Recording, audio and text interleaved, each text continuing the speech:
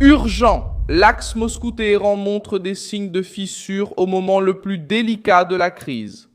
En ce 20 avril 2026, alors que l'Iran tente de réagir à la pression militaire et économique des États-Unis dans le détroit d'Ormuz, le geste le plus concret venant de la Russie n'a pas été de protéger son allié, mais de retirer du personnel d'une installation nucléaire stratégique.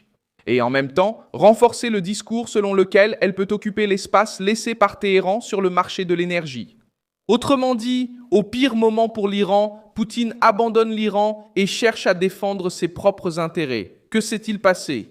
En pratique, la centrale nucléaire de Bushehr, dans le sud de l'Iran, est devenue un symbole clair de ce tournant. Rosatom, l'entreprise nucléaire d'État russe, avait déjà commencé à retirer ses employés depuis le début de la guerre et, le 2 avril, elle a annoncé qu'elle demanderait aux États-Unis et à Israël de respecter une pause afin de terminer l'évacuation de plus de spécialistes. 2 jours plus tard, Reuters a rapporté le retrait de 198 employés supplémentaires. Autrement dit, lorsque la situation est devenue plus dangereuse, l'action visible de la Russie a été d'organiser une sortie sécurisée pour les siens et non d'annoncer une réponse ferme en défense de Téhéran. Qui est au centre de tout cela? Vladimir Poutine, Rosatom et la direction iranienne qui voit maintenant un partenaire historique réduire sa présence précisément au moment où la pression augmente. Où cela pèse-t-il le plus? À Bushehr, mais aussi sur toute la côte iranienne, qui dépend du flux d'énergie et des routes dans le Golfe. Ce point est décisif car Bushehr n'est pas un détail périphérique. L'installation a été construite par les Russes, fonctionne avec une forte participation technique russe et a toujours été considérée comme un symbole de la coopération entre Moscou et Téhéran. La Russie retire ce personnel, le message politique est lourd. Le message adressé à l'Iran n'est pas celui d'une sécurité partagée, mais d'une limitation des dégâts. Pourquoi? Jusqu'à présent, les faits publics montrent que la Russie agit pour préserver ses effectifs, sa marge diplomatique et sa position commerciale, au lieu de se lancer dans une défense ouverte de l'Iran. Pour Téhéran, cela a un goût d'abandon. Et sur le plan politique, un abandon à un moment critique est souvent perçu comme une trahison. En même temps, Moscou a commencé à parler comme si elle voyait déjà une opportunité au milieu du chaos. Le 7 avril, le Premier ministre russe, Mikhail Mishustin, a déclaré que la perturbation au Moyen-Orient avait ouvert de nouvelles opportunités commerciales pour la Russie. Le 15 avril à Pékin, Sergei Lavrov a affirmé que la Russie était prête à compenser le manque de ressources énergétiques pour la Chine causé par la crise. Cela importe parce que cela montre comment la Russie a commencé à se présenter. Pas comme un bouclier pour l'Iran, mais comme une alternative d'approvisionnement pour ceux qui ont été exposés au choc dans le détroit d'Ormuz. Comment cela se produit-il? Par l'énergie. Si le pétrole iranien rencontre plus d'obstacles, le pétrole russe gagne du terrain sur les plans politiques et commerciaux. Et ce changement ne s'est pas limité au discours. Reuters a rapporté que Sinopec, le géant chinois du raffinage, a acheté des cargaisons de pétrole russe pour remplacer une partie de l'offre du Moyen-Orient, précisément à cause du risque élevé dans le détroit d'Ormuz.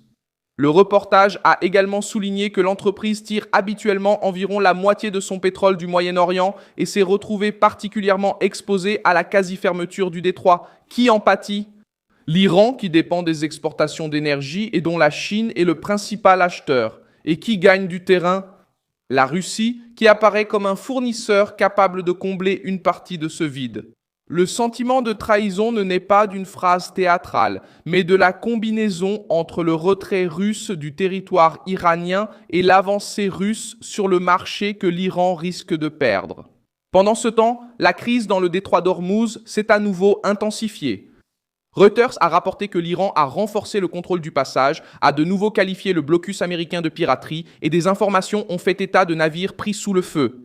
L'Inde, selon la même couverture, a même convoqué l'ambassadeur iranien à cause de navires indiens touchés. Déjà le 20 avril, la situation s'est encore aggravée.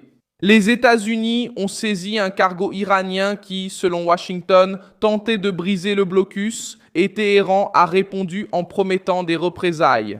Maintenant, alors que le cessez-le-feu temporaire atteint sa phase la plus fragile, Avec l'interception militaire, le blocus naval, la menace de nouvelles attaques et des négociations affaiblies, l'Iran est acculé de l'extérieur avec le détroit étranglé et le risque d'une nouvelle offensive des États-Unis. Et à l'intérieur, il se rend compte que la Russie n'agit pas comme un allié prêt à assumer cette confrontation avec lui. Au contraire, le Kremlin maintient un discours diplomatique, mais la réalité concrète montre autre chose: retrait du personnel, offre d'énergie à la Chine et lecture commerciale de la crise.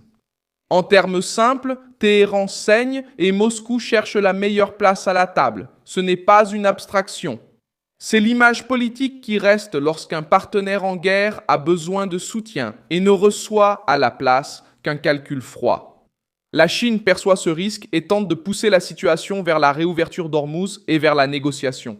Le 13 avril, Pékin a déclaré qu'un blocus du détroit allait à l'encontre des intérêts de la communauté internationale. Le 20 avril, après la saisie du cargo iranien, la chancellerie chinoise a qualifié l'action américaine d'interception forcée et a appelé les parties à la responsabilité. Le même jour, Xi Jinping a défendu, lors d'une conversation avec Mohammed Ben Salman, que le détroit d'Ormuz reste ouvert à la navigation normale. Cela révèle une couche supplémentaire du problème. Même la nation qui achète le plus de pétrole iranien travaille désormais à préserver le flux maritime et à contenir l'escalade, et non à entrer dans une logique d'affrontement aux côtés de Téhéran. L'Iran est encore plus isolé. Et pourquoi tout cela est-il si important ? Parce que la guerre n'est plus seulement militaire, elle est aussi devenue une bataille pour le marché, l'influence et la survie économique. Reuters a montré que le trafic dans le détroit d'Ormuz est redevenu presque paralysé, avec seulement 3 traversées en 12 heures ce lundi, et que le prix du pétrole a augmenté de près de 5% avec la crainte d'un effondrement du cessez-le-feu. Quand le monde voit des navires à l'arrêt, la prime de risque qui explose et les négociations au point mort, chaque producteur essaie de prendre sa place. La Russie a déjà clairement indiqué qu'elle voulait prendre cette place. L'Iran, de son côté, a besoin de vendre, a besoin de respirer et doit prouver qu'il contrôle encore une partie de l'échiquier. Mais plus le blocus se resserre, plus sa position s'affaiblit. Au final, la question « qui a trahi qui ?» peut même faire un gros titre. Mais ce qui compte vraiment, ce sont les mouvements visibles. Et les mouvements visibles aujourd'hui sont les suivants. Les Russes quittent Bouker, Moscou affirme pouvoir approvisionner la Chine, les raffineurs chinois augmentent leurs achats de pétrole russe et le détroit d'Ormuz est à nouveau sous tension. Et l'Iran promet une réponse après avoir vu un de ses cargos saisi par les États-Unis. Le cessez-le-feu annoncé le 7 avril est menacé. Les discussions à Islamabad ont perdu de leur élan et Donald Trump a déjà indiqué que le blocus se poursuivra même sans garantie de prolongation de la trêve. Au moment où Téhéran en a le plus besoin, Moscou se retire du terrain, parle en tant que fournisseur mondial et transforme la faiblesse de son allié en opportunité. C'est pour cela que cette histoire éclate avec autant de force. Il ne s'agit pas seulement de Russes quittant Téhéran. Il s'agit du fait que l'Iran découvre, au pire moment, qu'il était plus seul qu'il n'y paraissait.